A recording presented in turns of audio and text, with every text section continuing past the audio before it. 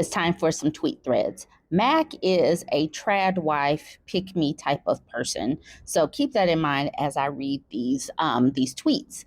Mac says, there is an epidemic of women who have husbands who work extremely long hours so that those women can be at home with their children, who say their husband does nothing because when he gets home, he needs to relax from working 40 to 80 hours a week to put a roof over their heads. She continues with, I don't know how you fix not being resentful about this. I don't understand being resentful. Your husband is working to provide for you, and you're getting to raise your children instead of shipping them to strangers. I hear this constantly in mom groups and online. It's insane. The conclusion I have come to is that most women hate their children and resent the responsibility of raising them, and they blame their husband. The reason I say that is in every post, every video, it comes down to not getting enough time away from their kids and low key or high key expressing jealousy that their husband gets to be away from the kids a lot while he is working. This is one reason I dislike calling homemaking work. Because, I mean, yes, technically it is, but if you view everything you do as a mother as work, like an outside home job, then yes, theoretically you work more than your husband, and that means he is being lazy. And she quote tweeted this man named Fair Play John, and I'm going to come back to that in just a moment, but I want to come back to this tweet right here. The conclusion I have come to is that most women hate their children and resent the responsibility of raising them, and they blame their husband. The responsibility for raising your children should fall on both parents that help create those children. And what women are expressing is they need the man to participate in raising their children. So they are expressing this. They have expressed it to their husbands, and then they go and they express it to other women. They don't hate their children. I'm sure they don't hate their children, but they do need time away because homemaking is definitely work. It's the work of at least 4 to 6 different individuals if that man had to outsource those jobs on their own. So it is work, and it's work from the time that you wake up to the time that they go to sleep, and you get very little time alone. So yes, women do ask for some me time, and it's not a bad thing to recognize that a woman is a human that in fact does need some me time. Then Fair Play John, like I said, I was going to come back to him. He says, I think part of the problem is they are counting the hours, thinking of work as work that is done, thinking about needing to do the laundry for 8 hours, then doing the laundry for 30 minutes equals 3.5 hours of work. So this is a person that clearly doesn't do laundry. Laundry is a perpetual chore. It is a chore that never ends. It's nothing like getting the oil change, because once the oil change is done, it's done for a certain amount of months. Once the lawn is cut, it is cut for 1 to 2 weeks. These are things that have an end time. With laundry, you're wearing clothes as you're washing clothes. It is never ending. There is always, if you have kids, it's not just that it's going to take 30 minutes. We put clothes in the washing machine. Then we go and we check on the food that's over here cooking. Then we go back, we put the clothes in the dryer. And then we go and we wipe something down. And then we go take those clothes out, and then we have to put another set of clothes in. This is something that takes all the time. And laundry is just one of the banes of my existence. So this man saying, I think part of the problem is a man that doesn't actually do laundry. So then this person, Team Reality, says, wow, I think you need to shadow a stay-at-home mom for the day.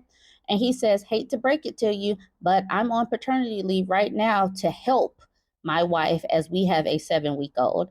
Normal job is snubbing in the oil field for 15 hours a day, 7 days a week. Being a homemaker is an important job, but difficult? Nah, sorry. This just goes back to women's jobs being undervalued, and most of the work that we do being invisible or unseen. And even though he is there with his wife helping her, he is devaluing what she does. His job is more important.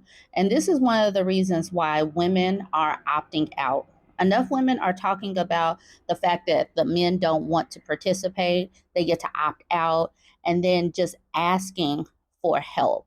Asking for participation is a woman being bitter or nagging or whatever. Now I'm going to segue to this tweet thread from this woman named Juliana Anico. She says, "This man I met at the gym sent me a 1 minute long voice note calling me ugly because I refused to have an actual relationship with him. I decided to post it on TikTok. It went viral, and now he's calling me begging for forgiveness because the Jamaican community in Peckham is dealing with him." So if you're on TikTok, you can find Juliana Aneko's video on her TikTok page. If you're on YouTube, her video will follow soon. But she did post this 1 minute long video. If you're on TikTok, go listen to it. Here you go if you are following on YouTube.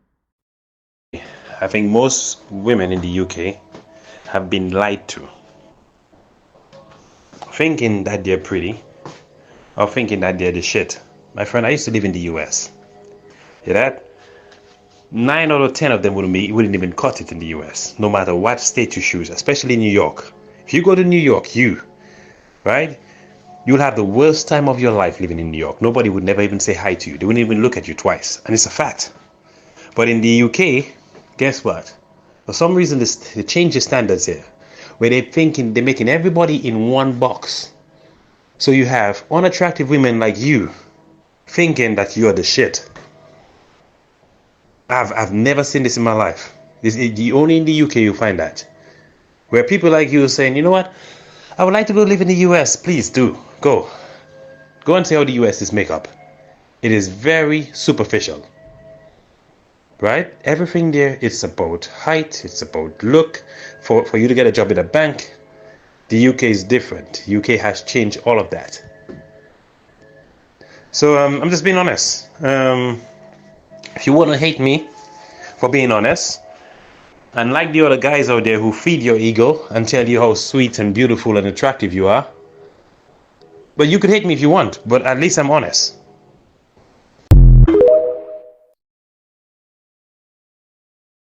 For the rest of the tweet thread, she said, "The moment he sent me that, and I just laughed because I knew it was over for him.